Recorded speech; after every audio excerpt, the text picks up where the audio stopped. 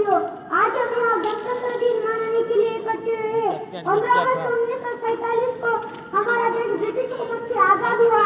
आजादी के बाद हमारे देश को सही तरीके से चलाने के लिए कोई नियम और कानून नहीं था।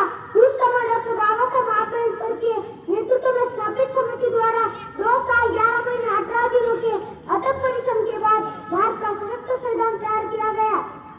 26 जनवरी 1950 में भारत ने अपना संविधान लागू किया। उसी समय हमारे देश सार्वभौम गणतंत्र राष्ट्र घोषित किया।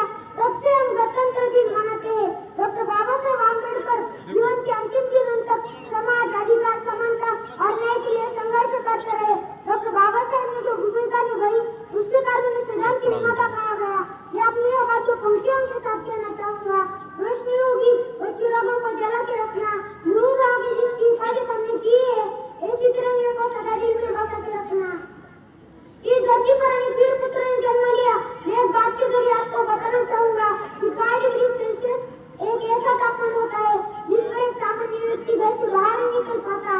6 डिग्री पर पानी जम जाता है और आपको सुनकर हैरानी होगी। -18 डिग्री सेल्सियस तापमान, शब्दों का ध्यान दीजिएगा।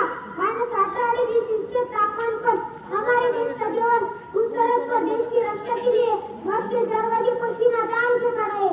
ऐसे वीर जवानों के लिए मैं पंक्ति कहना चाहता हूँ। आजादी की हम कभी शाम नहीं होने